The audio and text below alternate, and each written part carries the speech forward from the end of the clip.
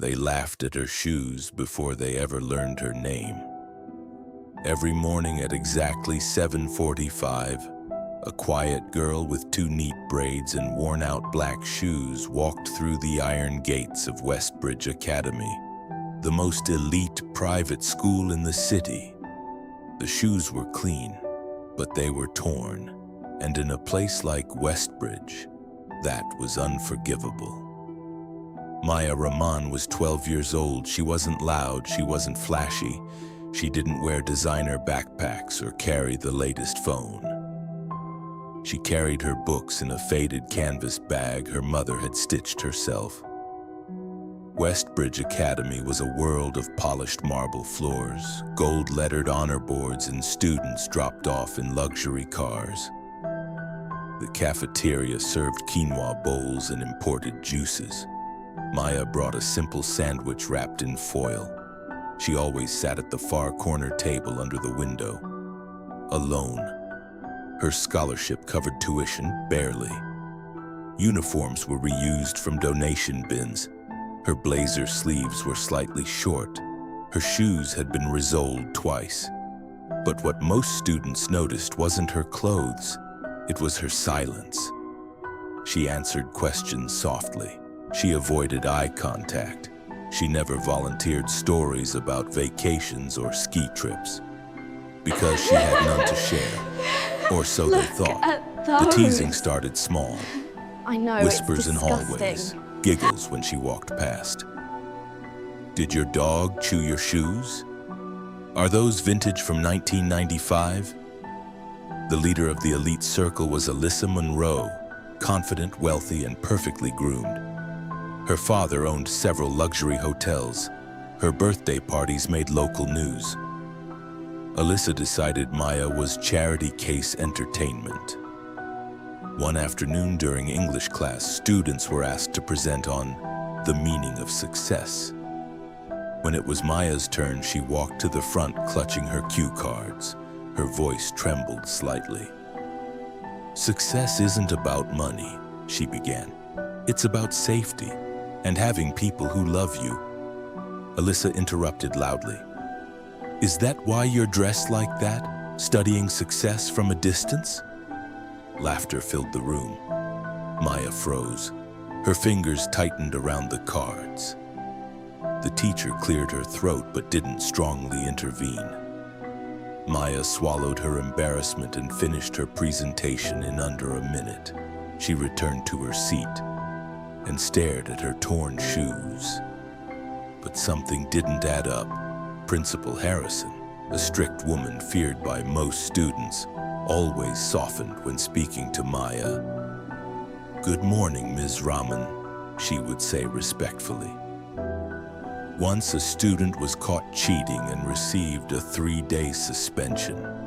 When Maya accidentally submitted homework late, Principal Harrison personally called her into the office, not to scold, but to gently ask, "Is everything all right at home?" Teachers never humiliated her, never dismissed her, almost as if they were instructed not to. Then there for days, it never honked. It never drew for days. It never honked. It never drew attention. And Maya never looked surprised to see it. Westbridge Academy's annual fundraiser was the event of the year. Crystal chandeliers, live orchestra, parents in designer gowns and tailored tuxedos. The goal this year, raise funds to build a new tech innovation center. Alyssa's family was expected to donate the most. Rumors spread that a surprise anonymous donor would match whatever the school raised. Excitement buzzed. Maya almost didn't attend. Her uniform blazer had been patched at the elbow. Her shoes were carefully polished, but the crack along the sole was visible. Still, she showed up. She stood near the back wall while students mingled. Some parents looked at her with mild curiosity, others with quiet pity. The evening reached its peak when Principal Harrison stepped to the podium. "Tonight," she announced, We are honored by the presence of a very special guest, the anonymous donor who has quietly supported this school for years. Gasps filled the hall. The grand doors opened, and a tall man in a tailored charcoal suit walked in, calm, commanding. Familiar to every adult in the room, it was Amir Rahman, founder of Rahman Technologies, global innovator, tech billionaire, a man who rarely appeared in public since surviving a kidnapping attempt years ago. Parents straightened instantly. Whispers turned into stunned silence, but he didn't walk toward the stage. He walked toward the back wall, toward the girl with torn shoes. And without hesitation, he knelt and wrapped his arms around Maya. "My brave girl," he whispered. The room froze. Principal Harrison's voice trembled slightly. "For security reasons," she explained. "Maya Rahman has lived privately for several years. After a kidnapping attempt targeting Mr. Rahman's family, they chose to give Maya a quiet, normal life." A collective inhale swept through the audience. Maya had been kept out of headlines, out of luxury spotlight, out of danger. Her modest lifestyle wasn't poverty. It was protection. Amir stood, placing a gentle hand on his daughter's shoulder. "She insisted on earning her place," he said. "She wanted friends who liked her for who she is, not for who I am." The same parents who had barely noticed Maya moments ago rushed forward.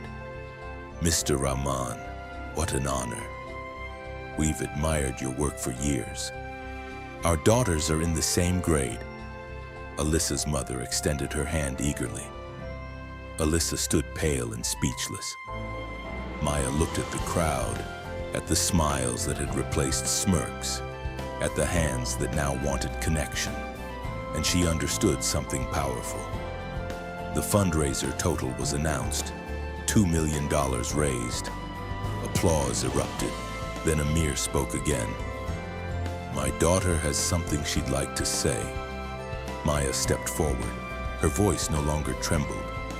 "When I gave my presentation about success," she said calmly, glancing briefly at Alyssa, "I said it wasn't about money." Silence filled the hall. "Tonight, I'd like to donate every dollar raised to expand the scholarship program." Shock. Parents exchanged looks. Principal Harrison's eyes widened.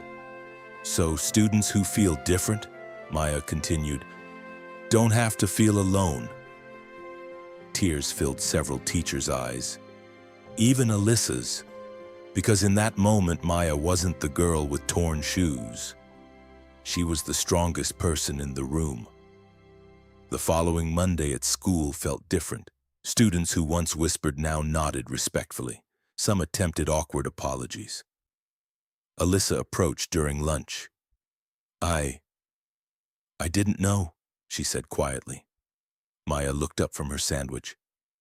"I know." There was no anger in her voice, just maturity far beyond 12 years. "You don't have to know someone's story to be kind," Maya added gently.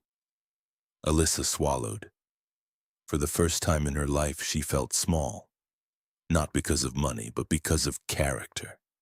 The black SUV still appeared occasionally.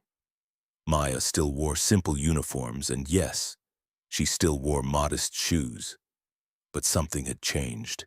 Not her wealth, not her life, but the way people saw her. And perhaps more importantly, the way they saw themselves.